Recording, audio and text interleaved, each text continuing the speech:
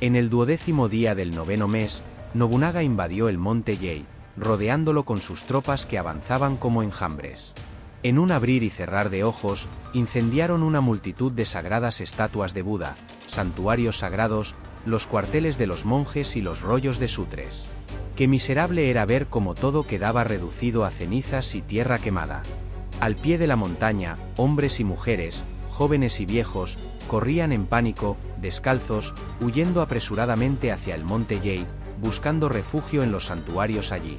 Los soldados, gritando sus gritos de batalla, avanzaron hacia la montaña desde todos los lados.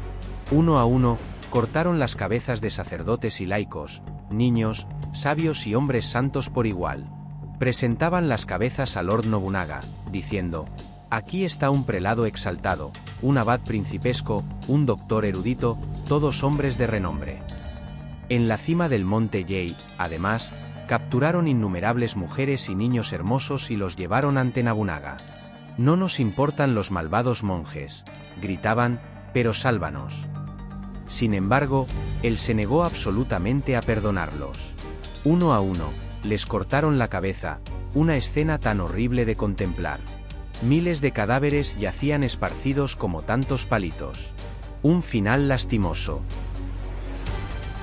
Existe un mito, una horrible concepción errónea, de que todos los samuráis eran guerreros obligados por el deber, de grandes moralidad y virtud, figuras valientes que vivían según un código similar a la idea de la caballería, que se mantenían para defender a los débiles y derribar la injusticia, que tenían una disciplina sin igual y usaban su gran maestría en las artes y destreza marcial para fines buenos y honorables. Esto está todo mal. Los samuráis eran brutales. Bajo el velo de la imaginería florido y las ideas populares del Japón premoderno yace la élite guerrera opresiva que dominó el país durante siglos. He tocado elementos de esto bastante en el pasado a través de otros vídeos de historia que indagaban en el mito de la falsa idea que era el bushido, e incluso cómo los samuráis veían cosas como la lealtad. Más recientemente, también he explorado la crueldad de la cultura samurái tal como se muestra en algunas de las películas fantásticas dirigidas por Masaki Kobayashi, tanto en Harakiri como en Rebelión Samurái. Pero esta naturaleza subyacente real de la brutalidad de los samuráis siempre ha sido un tema al que he querido volver. La triste verdad es que el ejemplo anterior que di de un relato de primera mano de la masacre que ocurrió en el monte Yei en 1571 no fue ni mucho menos un incidente aislado, a pesar de que es tan conocido. Más bien, lo que quería destacar sobre ello era más la ocurrencia común de salvajismo y sed de sangre que probablemente habría sido frecuente a lo largo de la historia de Japón premoderno marcada por la guerra. A lo largo de este vídeo, vamos a explorar un poco más la brutalidad casual y normalizada que existía entre los samuráis de Japón. Y siendo honesto, es muy probable que este vídeo sea restringido por edad por YouTube. De hecho, el guión original para este vídeo es inicialmente mucho más largo y tenía muchos más detalles macabros y espeluznantes. Sin embargo, en cierto punto, siento que comienza a ser un poco gratuito, así que he vuelto atrás y he moderado las cosas un poco. No te preocupes, no voy a tratar de ocultar o pasar por alto nada, pero creo que es más importante recordar que el verdadero punto de este vídeo no es indulgir en la sangre y las tripas, sino más bien enfocarse en la fea realidad subyacente que simboliza. Identificar y recordar que la cultura samurái fue en ocasiones muy brutal, cruel e injusta de maneras que muchas representaciones de la cultura pop a menudo intentan ignorar. Sin embargo, en una nota más amplia, es necesario decir que este vídeo se está haciendo en colaboración con muchos otros canales de YouTube centrados en la historia, como Brandon F., El Vikingo Galés, Cristela Soldado Rojo y muchos más, mientras buscamos cubrir una amplia gama de conceptos erróneos a lo largo de varias partes de la historia. Puedes encontrar un enlace a la lista de reproducción más amplia en la que se pueden encontrar todos los vídeos de la colaboración. Hay una tonelada de información excelente para revisar y ayudarte a expandir tu conocimiento y descubrir más sobre tantos aspectos mal entendidos de la historia. Pero con eso dicho, volvamos y desentrañemos un poco más la naturaleza fea de la brutalidad samurái. La noción de crueldad cotidiana en la que los samuráis se involucraban va directamente en contra de la imagen romántica ampliamente idealizada de la clase guerrera japonesa centrada en el estoicismo y el mantenimiento de virtudes honorables. Pero al igual que el bushido es en realidad un concepto moderno al que los samuráis nunca realmente se adhirieron, la idea de que los samuráis estaban por encima de los actos de salvajismo también es un mito moderno. Los samuráis eran productos de su tiempo, pertenecientes a una época fea y violenta. Lo mismo se puede decir para probablemente casi todas las demás culturas guerreras que existieron a lo largo de la historia. Por ejemplo, a todos nos gusta pensar en la imagen heroica del caballero caballeroso, cuando en realidad también eran culpables de actos de brutalidad que eran comunes en ese tiempo.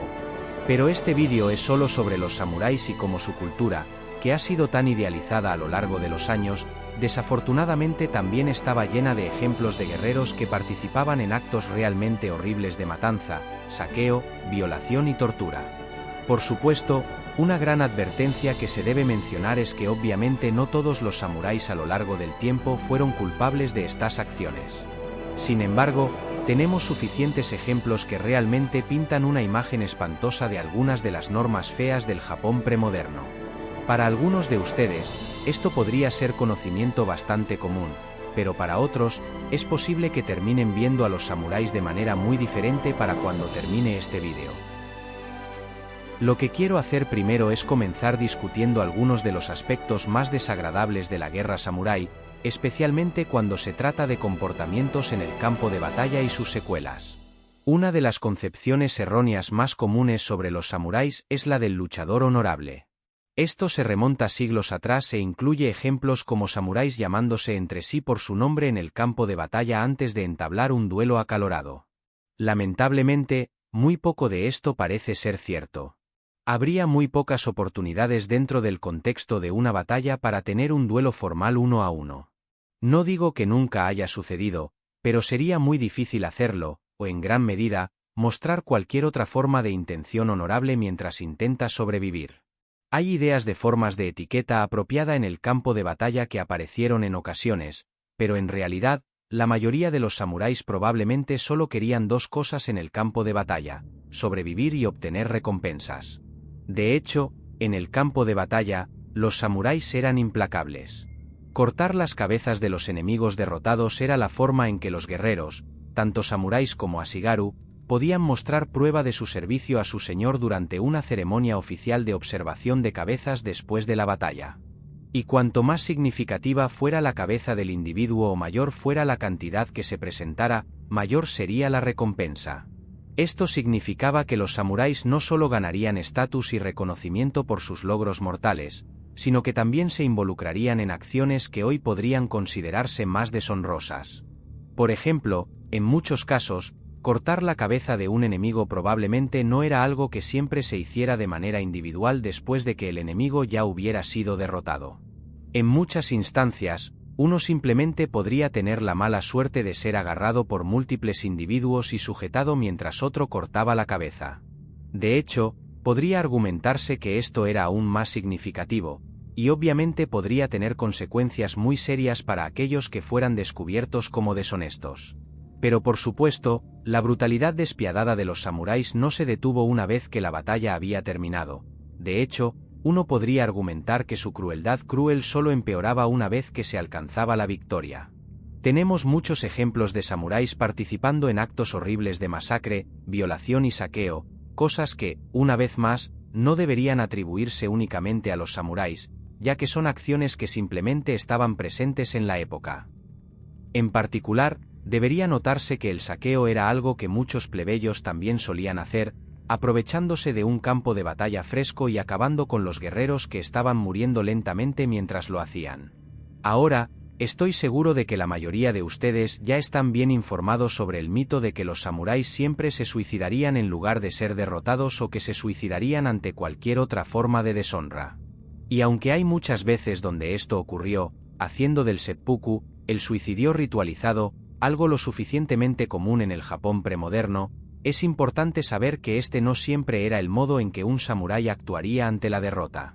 En casi todas las instancias cuando se enfrentaban a la derrota, un samurái intentaría simplemente encontrar un lugar apartado para cometer el seppuku, que estoy seguro de que muchos de ustedes ya saben lo terrible que era.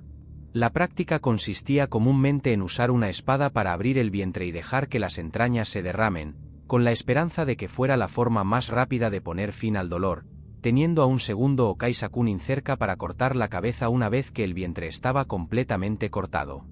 Esto se ve claramente como la norma a lo largo de la historia japonesa, pero por supuesto, hay otros métodos igualmente horribles de autoeliminación que los samuráis podían elegir. Por ejemplo, algunos podrían elegir quitarse el peso de su pesada armadura y armas para hundirse en el mar, o bien atarse objetos pesados como anclas para hundirse en las profundidades del mar. Otro ejemplo famoso y grotesco implica más de un sacrificio propio para salvar a su señor. Este es el de Morekami Yoshiteru, quien intentó engañar a una fuerza sitiadora fingiendo ser su señor mientras se abría el estómago y arrojaba sus propios órganos a los atacantes debajo mientras su señor escapaba. Los actos de sacrificio propio eran una elección para algunos samuráis, quienes incluso podrían elegir quitarse la vida antes de que la muerte les fuera impuesta.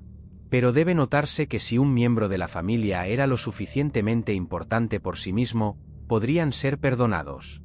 Aquí es donde quiero traer la interesante historia de la hermana de Nobunaga, Oichi, quien, aunque no se le permitió quitarse la vida junto a su primer esposo, Azai Nagamasa, después de su derrota en 1573, finalmente lo haría con su segundo esposo, Shibate Katsuie, después de su derrota 10 años después, en 1583.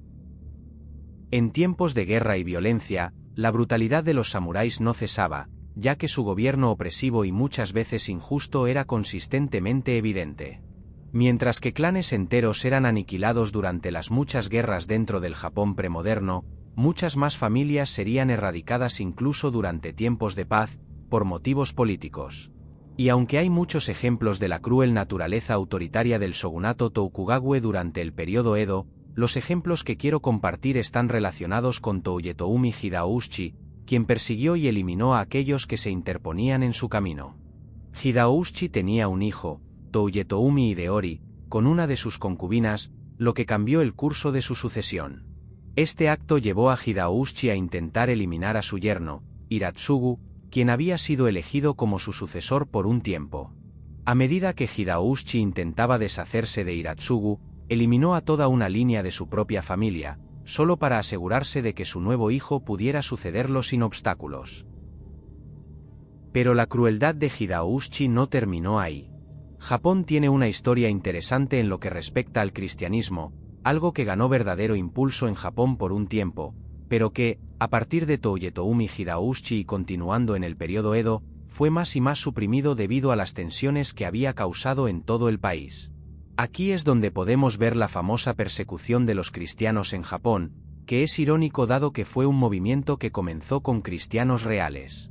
Estos son solo dos ejemplos de la crueldad de Touyetoumi Hideyoshi, y hay muchos más ejemplos que podemos atribuir solo a él.